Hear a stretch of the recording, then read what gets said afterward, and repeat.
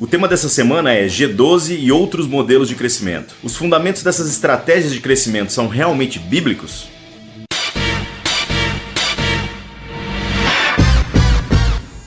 Dos anos 90 para cá, as igrejas no Brasil passaram a ser inundadas com modelos de crescimento. Tem sempre alguém com uma receita tentando ensinar pra gente como que faz para a igreja crescer. O que precisa ser analisado é se esse crescimento é realmente bíblico e se os meios utilizados para se obter esse crescimento são considerados lícitos. Para começar, esse modelo de mega igreja, ele não possui nem respaldo bíblico. Isso é uma invenção da modernidade e que agora se tornou meio que um padrão de obsessão para muitos pastores. Para pensar, uma igreja grande, ela não é tão boa assim quanto dizem que ela é. Tudo se torna impessoal, tudo se torna burocrático. Às vezes, para conseguir fazer coisas tão simples, a gente precisa passar por um monte de processo. Pessoas entram e pessoas vão embora todos os dias e muitas vezes nós não tomamos nem conhecimento. Analisando essa situação, a gente percebe que muita gente entra então pela porta da frente, mas vai ficando os cadáveres caídos pela porta dos fundos. Pastores, ensinem as pessoas a serem discípulos de Jesus. Não faça discípulos para si mesmo.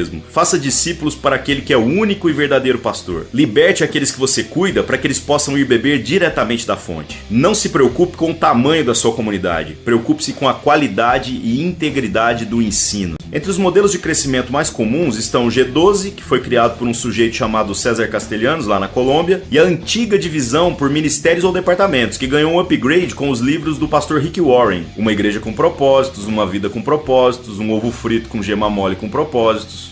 O modelo dos 12 é basicamente uma pirâmide financeira aplicada na fé, só que ao invés de tentar comprar pessoas com dinheiro, está comprando elas com poder e com influência social. Os que defendem tal modelo usam uma numerologia bíblica muito absurda para tentar justificar que o número ideal de discípulos para uma pessoa gira sempre ao redor do número 12. E a Bíblia é cheia dessas coisas, né? Tem vários números que se repetem assim centenas de vezes. Outra coisa que repetem constantemente é que todos os cristãos foram chamados para serem líderes, e se você não é um líder, então você está fora da visão. Essas igrejas geralmente são governadas por uma única pessoa, e os seus 12 discípulos imediatos são considerados a mais alta cúpula dentro da igreja. Cada um desses 12 possui mais 12 discípulos, que possuem outros 12, e assim a comunidade vai crescendo teoricamente até o infinito em progressão geométrica. As pessoas são compradas com poder dentro desse modelo porque, na verdade, elas não veem dinheiro. Todo o dinheiro arrecadado através de dízimos, ofertas ou outras coisas que inventam por aí acaba sendo utilizado única e exclusivamente por essa cúpula que faz parte da liderança da igreja. Na verdade, o que houve aí foi uma diluição do conceito de liderança. Estão dizendo que todos são líderes, mas não para todas as coisas.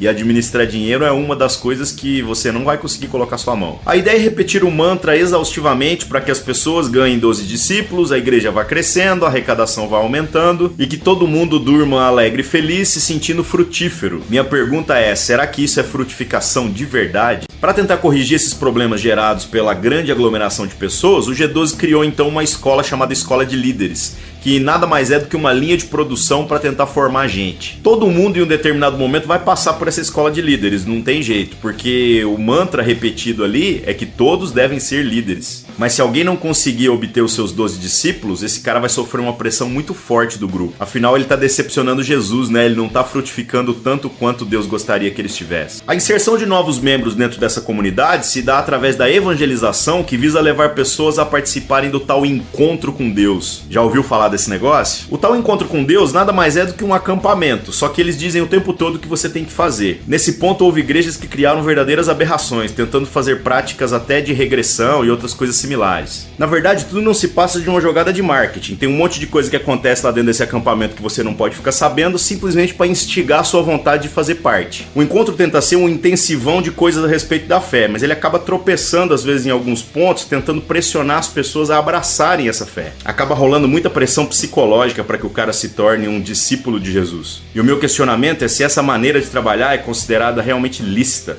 A divisão da igreja em departamentos ou ministérios também possui uma origem um pouco confusa. Aquilo que era a ideia de ter uma determinada frente de trabalho para cumprir um determinado propósito acabou historicamente se tornando algo inflexível. Ou seja, ou você se adequa àquilo que nós temos ou então você não faz parte do ministério. Essa divisão ela acaba mutilando dons e talentos, porque ela separa pessoas de acordo com o perfil. E esse perfil mutila famílias muitas vezes, porque separa o marido da esposa, do filho, simplesmente porque a igreja às vezes entende que cada um vai funcionar melhor dentro de determinada área. Então se tornou comum, você usa o jovem para fazer evangelismo, você usa os casais casados para cuidar de casais, você usa as pessoas ali de meia idade para tratar do ensino da igreja e os velhos você joga na oração. Percebe como esse sistema é complicado? Nós estamos dizendo que jovens não podem participar da oração ou que pessoas idosas lá com seus 70 anos não podem ser grandes evangelistas. Ah, mas na minha igreja o sistema não é rígido. Eu sei que não é rígido, mas também não há um incentivo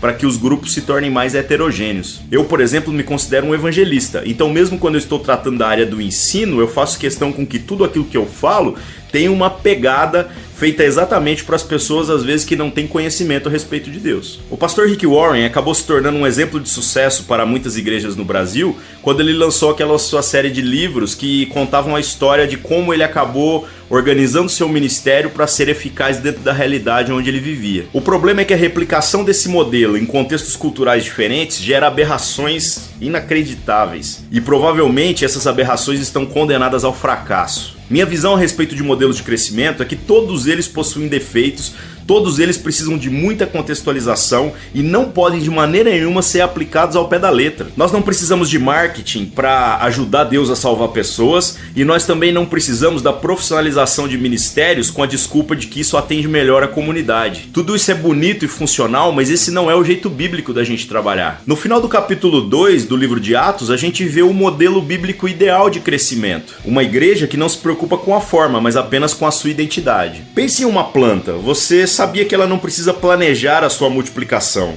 Ela simplesmente dá fruto e, consequentemente, semente segundo a sua natureza, segundo a sua identidade. Agora nós, quando estamos falando de igreja, nós queremos dar uma ajudinha nesse processo. Parece que toda multiplicação dentro daquilo que a gente chama de igreja é uma inseminação artificial. Quando a igreja é capaz de discernir a natureza da sua vocação e identidade, então todo o fruto que ela dá permanece, naturalmente. Deus vai agregando as pessoas que vão sendo salvas e toda a comunidade cai na graça do povo. Tudo isso graças a um modelo de vida inspirador e profundamente contagiante. Se você gostou deste ou de outros vídeos do canal, inscreva-se. Dar um joinha aqui embaixo ou favoritar o vídeo ajuda bastante na divulgação também. Agradeço a paciência, agradeço a audiência de todos aqueles que têm acompanhado, aqueles que têm escrito sugerindo novos temas, e eu te espero de novo aqui na semana que vem.